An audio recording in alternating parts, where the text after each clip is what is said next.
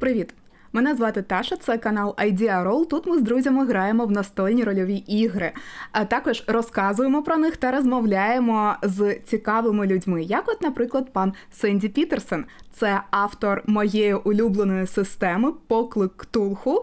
І сьогодні він завітав до нас і розказав багато цікавості. Тож з цього інтерв'ю ви дізнаєтесь, чи пережив би Ктулху ядерний вибух, а також нащо пан Сенді змушує своїх гравців малювати собі червоні хрести на лобі. Будь ласка, доєднуйтесь, ставте нам вподобайки, не забувайте донатити на ЗСУ і приємного перегляду. Hi, this is Idea Roll. My name is Tasha, and today my guest is the one, the only Sandy Peterson. Well, I am the only Sandy Peterson, but she is also the only Tasha, so, you know. Sort of. Yes. First things first, I need to explain, I do not know if you can actually see it. There are the remains of a red cross on my forehead. And the story is I was lucky enough to be drafted to the horror lottery and play at the table of Sandy here. And this was to mark that I'm actually a real thing, not an evil doppelganger that was chasing us all over the city of I don't even remember. A cult of alchemists was making homunculus copies of people, and she was one of the copied people. So to make sure that they knew it was her and not the copy, she drew the red X. Yeah, actually the whole party did. So we everyone that had been copied did it. Yeah. Yeah. So now that you know that I'm actually me, we can continue. Right. And but you can see I don't have the red X. I am a copy. You can never be sure. You can never be sure.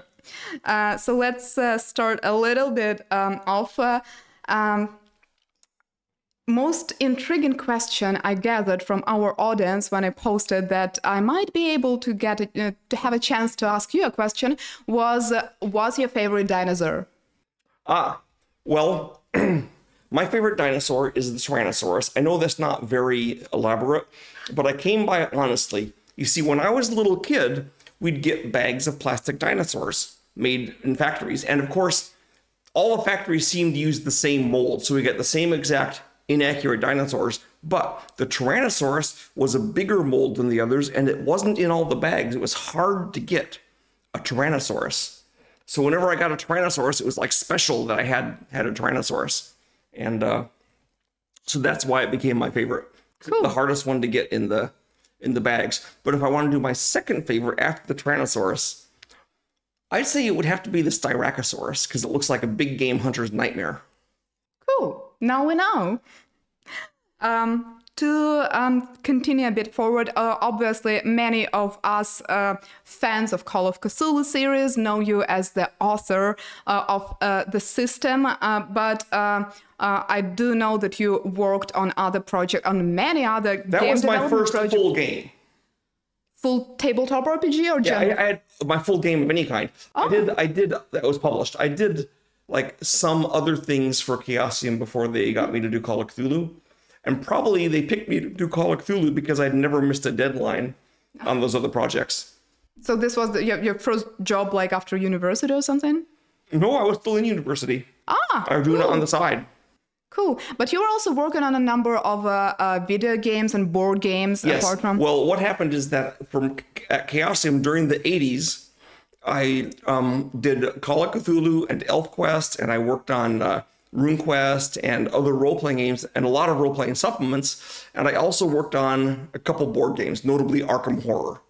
I wasn't the author, but I developed it, helped develop it. Then after I left Chaosium, then I did video games for like 24 years or so.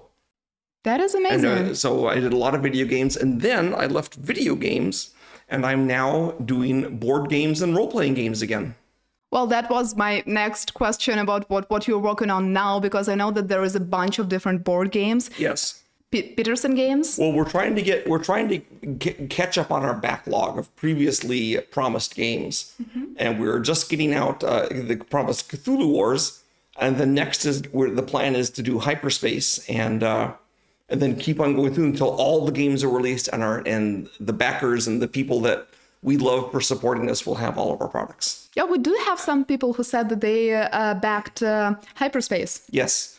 And I'm sorry it's not out yet, but there was trouble, and however, we're working on getting it out. We have funding. We have a partnership announced with another company that we're working with. And we are also going to be doing ourselves, publishing Call of Cthulhu Adventures again by Sandy. So this is under Chaosium's. Chaosium is not publishing them, but we have permission. Cool. And coming back to Hyperspace, I did see the miniatures, and they're amazing, absolutely adorable. Well, probably adorable is not the good word to say about the scene with eyes and mouths. They're terrific miniatures. They're terrific, yes. Thank you. And coming just one step back again, because I know me being a fangirl, I obviously did my research, but I would love you to speak a bit about your work with the well-known older video games. Like some people were surprised when I told them that you're actually the person who designed the first Doom's levels and Yes. Age of Empires. And this is two very different games, yet you got to work on both of them and design. Like, how does that combine? Well, what had happened is that I left Chaosium. I'm sorry, I have a cough. I'm not sick. I'm under treatment, so don't worry about it. I do have some cough drops I'll get some cough if drops. that helps. So what happened is that I left Chaosium and I went into the video game field and I worked on projects at Microprose Software until it kind of imploded under the errors that management made. And from there, I came to Texas and worked for id Software. And I got there after they'd kind of designed Doom, but they hadn't finished doing it. And I got there just at the moment where it said, we need all these levels for Doom. So my job was to build levels. And of course I did more than that. I named the levels, I helped design, figure out the stats for the monsters, and other things. But original Doom had 27 levels, and I did 20 of them. Because that's all I did. John Romero did 7, but John Romero had other tasks. He had to design Doom Ed, so it's reasonable for me to do most of the levels. Then when we went to go Doom 2, I did most of the levels on that as well.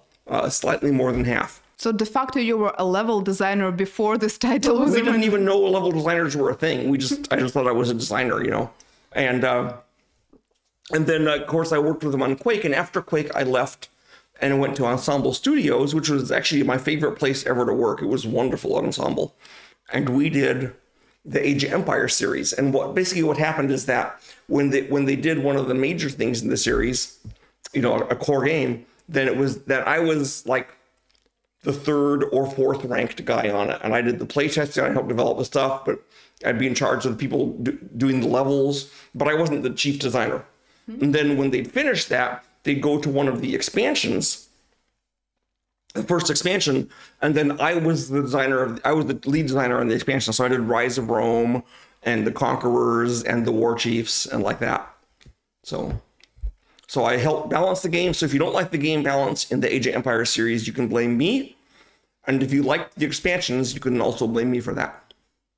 I absolutely loved it. It was one of the first video games I played, and I had to fight my mom for the access to the computer to play Age of Empires. So definitely good times. And so now, as I understand, you're mostly focused on board games. Board games and role-playing games, yes. So if we're talking about plans for the future, that this would be your main domain. My plan for the future is to get the board games I have promised out and get them into people's hands. And then, of course, I have other board games I want to do. Some of them I will be doing at the same time as I'm getting out the old games, but only if they won't delay those games. Mm. And so, for example, I'm working on a game called Terror Paths, which is the Call of Cthulhu board game, and you have played it. I have, and I loved it. It's a cooperative game, and that's like a huge portion what I love. I love cooperative games, so this was fun. And also, can you tell a bit about the downtime? Because this is an interesting mechanics I like personally. I enjoy it. So the worst thing in every game, multiplayer, is when you're waiting for the other person to take their turn. Yes. Right? You wait, and then finally it's your turn. Well, Terror Pass, you don't have that wait, because what happens is all the players move at the same time. And your movement is still sequential because it's like, oh, you have to move here and interact with it and block that monster so we can move past it. But everyone's discussing the move and where they're going to go. So it's not a matter of I move, take your turn. They all move simultaneously. Then they all resolve the rooms they're in pretty much at the same time. So it's actually a simultaneous game. Yep, there is some discussion in the middle, but then there can be a lot of discussion. But that's the point. But you're not sitting there waiting for Tasha to take her turn. You're talking with Tasha about what your turns are going to be. And Tasha would say, come with me to this room so we can fight this monster together. I think that's what we did. Or figure out these runes together, or unlock this door, whatever it is. There's different challenges. So everyone is working together. But also, there's reasons to split up. There's reasons to work together. And when you're trying to do a challenge or fight, you roll dice, but then you combine the dice with the other players in interesting ways to get your results. Yeah. You can't do it all yourself. As I said, cooperative, and I just love cooperative games, and so this is definitely a hit for me. So if we're talking again about Call of Cthulhu, one of the most popular questions I ever get from players, from people to come talk to me about some keepers tips and stuff. Do you actually need to read Lovecraft to play Call of Cthulhu? No, but it wouldn't hurt if you watched a scary movie or two. Agreed. Talking about that, favorite, or maybe top 3 favorite scary movies of Sandy Petersen? Well, here's the thing. I've been watching scary movies since I was a little kid, okay? And I love them. And so I have a lot of scary movies I like. I can't imagine. And the top 3 can change from time to time. Well, so let me just pick a favorite from the 60s, a favorite from the 80s, and a favorite from nowadays. How does that sound? Sounds legit. So one of my very favorite horror movies from the 60s is called Planet of the Vampires by Mario Bava. And there are not vampires. There are vampires in the title. There are parasite aliens, but they're not really vampires. There's also Walking Dead. This movie scared me so much when I saw it in the theaters that I tried to hide underneath my theater seat. It really impressed me. It's Italian, but it's in English. I mean, I guess there's a number. How old were you when you first saw it? I would have been about 8. It was really good. So in the 80s, I will say that one of my very favorite scary movies of all time, and this is not a tough one to pick, is Reanimator, because they finally made a good Lovecraft movie. Before Reanimator, there was other movies based on Lovecraft, but none of them were very good. But Reanimator is, of course, based on one of Lovecraft's worst stories, but they did it right. And so I was very happy about that. And then in the modern era, I would say a movie worth watching for everybody, especially players of my game, is the movie Aterrados, also known as Terrified. Don't make it mix up with Terrifier. It's from Argentina, and the main characters in it are quite clearly Call of Cthulhu investigators.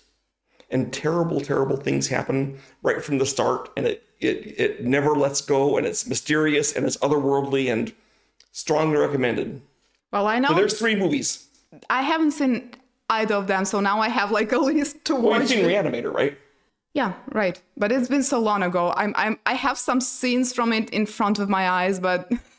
I can also recommend from the 80s if you want one somewhat more obscure than Reanimator, From Beyond.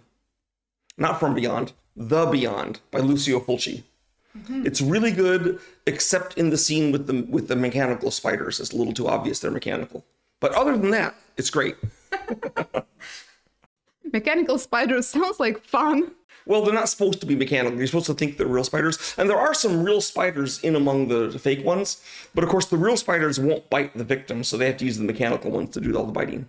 Makes sense. Makes sense. Actually, the first game I played here at Kraken was about biomechanical spiders. So that totally hits a vibe. So you haven't seen The Beyond? No, I'm... Spiders are one tiny scene, and the rest of it is very... They even have the Book of Eibon. It's very Lovecraft. There's a gate to hell. It's strong stuff. Well, we're definitely getting a movie night once we're back to Kiev. Well, another question I wanted to discuss with you, and it might, I'm aware it might get a bit long, but I intentionally ask it. Some of the lectures you give on conventions, it's about the creepy stuff rules of M.R. James. Yes. And So Montague Rhodes James was Lovecraft's favorite ghost story writer. Not horror, but ghost stories. And M.R. James was a British antiquarian and cleric, which is kind of the dream job for Lovecraft. You know, he didn't have it, but he wanted to be that guy. And M.R. James had this habit in the late 1900s of for some reason, Britain thinks Christmas is a scary time. Go figure. So every Christmas, he'd write a ghost story and he'd read it aloud to his friends. And after 20 or 30 Christmases, they said, you got to publish these in a book. So he finally did. And his ghost stories are all short, snappy, with really interesting ghosts. They're never like vague things that want to show you where the money is. They're like awful, bony creatures. And they're all designed to be read aloud, which is also cool. Now, M.R. James wrote an essay about the 3 rules for a good ghost story. And these rules are applicable to running horror games as well. And his first rule is don't use jargon. And by jargon, what he meant was like psychic terminology, vibrations, past lives, things like that. Don't use jargon. Jargon gets dated immediately. Of course, in a game, the jargon would be stuff like hit points, idea rolls. You know, you have to do those in the game, but you can downplay them. As an example, in the game we just played, a person got injured, and instead of just saying you lose 7 hit points, which he did, I said it's in your shoulder, probably your rotator cuff. Another guy got hit in his leg. You're going to have to limp and go slower. So they had an image of the wound, not just numbers subtracted off their hit points. The second rule he had was the ghost has to be malign. Now, usually this isn't much of a problem with a Cthulhu scenario because Cthulhu's creatures are pretty malign, but I have seen keepers try to like make the Mi-Go not be so bad or the Yithians not be so bad or have, you know, but what you generally want to do is have the monsters, even if they aren't planning personally to kill your characters, they are bad. They're a baleful influence. So have it be malign, never have a friendly one. And the third rule is to set your story or your game in a place where the viewers or the players can reasonably imagine themselves to be. So don't put it in a lost Carpathian castle unless you live like in the Carpathians. Put it somewhere that they've seen, that they can live in, that they understand. That brings it much more home to them. Something they can imagine themselves in. Yes, I was particularly aiming for the malign part because I, for one, am a fan of when the evil in a scenario, particularly in Call of Cthulhu scenarios, because that's my first system of choice, is not specifically like evil mastermind who is planning to kill everyone, but more like you happen to be in a wrong place in a wrong time, and the entity is not...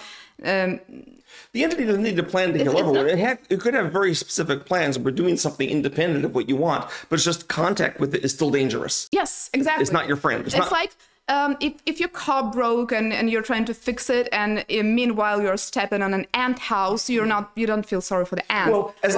In this metaphor, humans will be the ants, and the entity would be like just doing their own it's like business. Ants, you know. Well, a good example is from the British TV series Ultraviolet, which has vampires. They never call them vampires, they call them leeches. Well, there's a sequence in it. One of the stories, they found out that the vampires are investing in researching blood diseases. And they go, oh, the vampires are good guys. They're not good guys. They're researching blood diseases because vampires can catch these diseases, and of course it won't kill them, but it hurts. True. So they're curing the diseases so they can be more effective vampires preying on people, not because they're good guys. Well, yeah, exactly. So this is not that the bad guy is like malign in nature. It's that also another option is that we cannot really understand them and contact them. And they with the vampires, you can understand them, but with Cthulhu things, you can't always tell what they're doing. In the adventure we had, for example, they aren't. They can figure it out that the bad guys are making homunculi to replace people, and they're trying to work their way up to get more, but they don't know what the ultimate goal of that was. True. Just that it can't be anything good. Also true. And because they knew at least one policeman had been replaced, they couldn't go to the cops. If I would to ask you to name a favorite ancient, What would that be? You mean of the great old ones? Yes. Well, it's always going to be Cthulhu because he's kind of the founder of my family's feast. I have an oil painting of him on the wall where other people would have a black velvet picture of Elvis or a seascape. I mean, I guess it's a seascape. He's coming out of the sea. But Cthulhu is so fabulous because he's Earth's poison pill. When he rises up, the whole world is destroyed and there's no coming back. So that's his threat. And he doesn't really have a personality you can interact with, though he has the telepathy. He's the leader of a whole nation of things just like him. So there's millions of these guys. You know, that maybe they're not as powerful as Cthulhu, but you don't have to be as powerful as Cthulhu to be dangerous. And also, surprisingly, he's not that common in Call of Cthulhu adventures. Yes, that is true. You know, you'd think you'd want to, in a game called Call of Cthulhu, you'd think you'd want the Cthulhu cult to show up. So, in fact, my first adventure that I'm going to release next year called Big C, that's SEE for like seeing, it features the Cthulhu cult as the antagonist. And Cthulhu does make an appearance. That's a spoiler, but you know, how can I do a Cthulhu adventure with their cult and not have them make an appearance? Well, we'll definitely make a run when it's out. But I'm sort of happy you said this. I was vouching that you might name Cthulhu because I do have another popular question coming up. Like, how can Cthulhu be so mighty? Because in the actual Lovecraft stories, it got damaged or wounded or killed by a boat. So here's what you got to understand. So Cthulhu in the story is hit by a steamship. Yeah. And it bursts him and he reforms, right? It's not a matter of he was beaten by a steamship. Okay, so remember, it's the 1920s. Mm-hmm. What's the most powerful device or machine that humans have made up to that point? It's a steamship. That's the biggest thing we have. Hundreds of tons of metal and steel driven by a giant engine, right? Mm-hmm. So what he was showing is not, oh, Cthulhu can be slowed down by a steamship, but that the most mighty thing people can make can't stop Cthulhu. If he'd done it in 1949, I guarantee they would have dropped a nuclear bomb on him. Well, that was my next question. So will it mean that if we're playing modern times or something, this will mean that he will survive the most? If you drop a nuclear bomb on Cthulhu, then he reforms 10 minutes later and now he's radioactive. Also, remember that, like I said, Cthulhu has the telepathy blanketing the earth. He knows what you're thinking. He knows your plans. He has telepathy. But he probably also doesn't and care if also, we're ants. well, he can send instructions if he wants, True. right, to you. And he's got his cult. Well, imagine that you say, okay, we're going to launch the nukes at Cthulhu. What if some of the guys in the Strategic Air Command are actually cultists? Isn't that a good place to put them? You know, what are they going to do? And then it's not just Cthulhu. Even if you can keep nuking Cthulhu to make him keep reforming, he's got the million other star spawn rising from the deep, mountains of protoplasm. It's like you can slow him down maybe for a while, but eventually you're going to have to deal with the reality that Cthulhu is the ultimate thing. This is actually a quite fun discussion for me because I'm an absolute fan of modern era, and I would love to hear some input, like some fun, non-typical object or location which could be haunted. Here comes in the F-35 to strike Cthulhu, and as it's coming in, Cthulhu sent telepath the guy, and he goes insane, and he crashes it or drives it into a skyscraper, or goes back and bombs his airfield, or we know also that Cthulhu can warp physical laws around himself, wars among himself. So it's like he can change. So like, in other words, the three dimensions of space are not the same.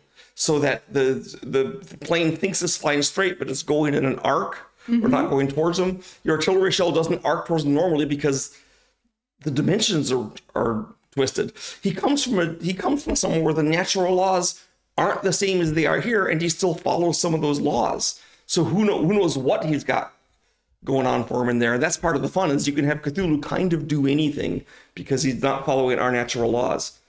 Okay, but if we're not talking only about Cthulhu, but more like a Cthulhu mythos. Well, there's all kinds of things then. Yeah, I mean, a haunted house. I mean, imagine the awesome scene. There's an F-35 going in once more to attack someone, and as they see it, yes, they're going to bomb the coldest thing. Suddenly, Byakhee land on On a wing. On the wing and like start tearing at the cockpit, and you're like, what the heck? Because we know Byakhee can actually travel faster than light.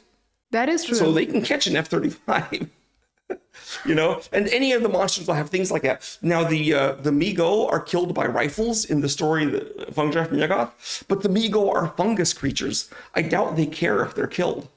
Always plenty more spores where they come from. They just grow them and then attach they also machines. have the canisters with the brains, so they can... They do, and they can put those in machines. That's effectively making you immortal. Yes, but they also can control you by like torturing you. I mean, when you're a brain in a can, you're kind of subject to what they want to do. Yeah, you're an immortal slave then. But here's the thing. They show that they do that with the brains in the story, but they just say they have amazing surgical skill. I'll bet they can do a lot of things besides just put brains in cans. I'm just so happy that we played before we're taking this interview, because I can see how you have like this thoughts for probable future scenarios. If you would have written Call of Cthulhu now, would there be something you would change, or are you fully happy the way it is? I am happy with the way it went. I'm kind of amazed by how 25-year-old me did that. Probably if I did it now, I would change a few things, but I think overall, I'm pretty content. And I don't feel a need to go back and fix things up. I think Mark Mason has done a good job, and Paul Fricker with the latest edition. I mean, I might modify some stuff in combat, but really Call of Cthulhu is not about combat. No, it's not. If it gets to the combat, probably you're in trouble. Yeah. That is very true. I had another question, which I foolishly did not write down. And it just slipped my Usually mind. it's the question of how you pronounce Cthulhu. That's the question I always get. Well, I hope I pronounce it correctly. Here is the answer. We know from Lovecraft's tales that the name of that creature cannot be pronounced by the human vocal apparatus, which means no one can pronounce Cthulhu correctly. Which means that we all are getting as close as we can get, so it doesn't matter. That is very convenient. But here's the other thing that's weird about that to think about. So Cthulhu and his race don't use verbal speech. They have telepathy. And they live in space part of the time. They don't talk. So the whole language that he makes up with his famous chant, Waga Naga, Cthulhu Faga, all that stuff, all that is invented by Cthulhu for humans to use. Okay? It's a whole language he created for it. So the question is this: Cthulhu invented a language for humans to use, and he put his own name in it as a word that humans can't pronounce. That is... What is going on in Cthulhu's mind? We can't even comprehend it, right? But that's the thing. Yes, in Ukrainian transcription, it was going more like 4 letters than sounds, so it sounds like Cthulhu. And many people who are not very confident with English, they make the common mistake saying Call of Cthulhu instead of Call of Cthulhu. But now they have a perfect excuse. They're fine. Humans can't pronounce it, so however you say it is right. We're only doing our best, trying to... And if you read some of the stories, the people will say things like, well, here's other names he's known by, Kukulkan and Kutu and all these things. So there's obviously lots of ways humans say it. These are even cultists. No one can pronounce it. Deep ones might be able to pronounce it. Probably, but then we might not pick it up. No, well, we can't. Well, we don't have their vocal apparatus. Exactly. I heard you mention that you like developing games you would love to play, but yes, it's not there. I make games that I want to play that I can't because they aren't available on the market. That's why I made Call of Cthulhu, because I love horror and I love role-playing games, and there wasn't a horror role-playing game. So I built that. Specifically, there wasn't one based on Lovecraft stuff. Yeah. And so there wasn't, when I did Cthulhu Wars, I was thinking there's not a game in which all the games and the Lovecraft stories and the adventures about Cthulhu and even the board games are about stopping Cthulhu before he rises up to devastate the world. So you never get to see Cthulhu with all his toys. You don't get to see the mountains of protoplasm and the slimy terrors and the Shoggoths and the Deep One armies and the plunging through space and all that stuff. And I want to see that. So I did. So I've run several Call of Cthulhu campaigns set sort of after the Holocaust, when Cthulhu was risen and there's the humans left in the world that Cthulhu did. And so Cthulhu Wars is an attempt to show how that world was created. And of course, if once I have Cthulhu being the bad guy, then the only creatures powerful enough to face off against Cthulhu are other great old ones and outer gods. So they got to be in the game. So that was the origins of Cthulhu Wars, a game I wanted to play that I couldn't get. And probably the Call of Cthulhu as well? Call of Cthulhu as well. Yep, that is a very legit approach. So probably one of the reasons you said you're not developing war games, because there's... Right. Well, I mentioned to Tasha earlier that I really like war games about World War II, Civil War, whatever, you know. But I've never felt a need to develop one because there's enough war games out that there's one to scratch my itch. I don't need to put something else into that market. It's fulfilled. But I'm looking for new things that aren't there. That is probably the best motivation ever. One advantage of it is that means when I'm making a game, I always like playing it because it's a game that I feel a need for, and I get kind of obsessed with it and go through it. It takes years to go through the playtest routine usually. Yeah. Also, I don't remember exactly where I came with it, but I do know that in one of the interviews you said that The Haunting, the famous first scenario, you originally did not write for the Call of Cthulhu, but That's for something else. Before I started writing Call of Cthulhu, I did a little game with a friend that we called American Gothic, and it was a horror game. It didn't use the Call of Cthulhu system. And so I made a scenario for it, and that was the scenario of The Haunting, or The Haunted House. And we played that in that system, and then Chaosium got me to do Call of Cthulhu, and so I took that scenario and put it in Call of Cthulhu, and it was a really handy scenario because it's a Lovecraftian scenario. It shows how to do, well, it wasn't Lovecraftian, that's the point. It's Lovecraftian that it's a creepy thing happening, but it's not a Cthulhu monster. So it kind of showed people you don't have to have a Cthulhu monster to have a scary scenario. Mm-hmm. And it also set up the basic Call of Cthulhu adventure. Like you play in Dungeons & Dragons, it's a dungeon, right? You're playing Traveler, and it's like you land on a planet and there's political intrigue. If you're playing Call of Cthulhu, there's a haunted house or something like that you're exploring. There's always a physical place you're going around and seeing. But then the entity you're encountering is very non-typical ghost, not something you expect. Yes, he's based on partly on M.R. James's stories and partly on my own nightmares. So I get a lot of nightmares, probably because I watched a lot of scary movies and read scary stories. And of course, when I'm having a nightmare, I don't like it.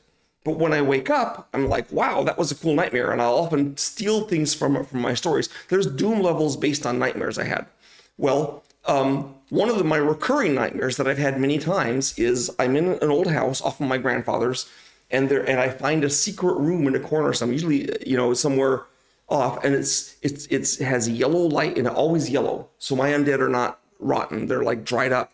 And in it, there's a dried up corpse sitting at a desk, and there's books everywhere. And as I walk over to the corpse, it starts to move and it turns up towards me. And that's when I always wake up. So far, I've always woken up. So my undead are these dried, withered things because of that nightmare. And that's what Corbett's based on. Mm-hmm. And also he's in a secret room even. Yeah. You have to really make an effort to find him in the first place. Yes. You have to look for him. Yeah, that's fun. Do you travel a lot, I assume?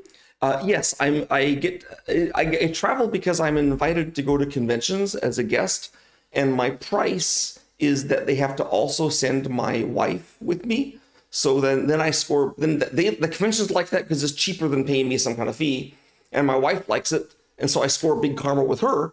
So this year, for example, in March we went to Madrid for a convention. And then in May, we went to the Chaosium Con in Detroit.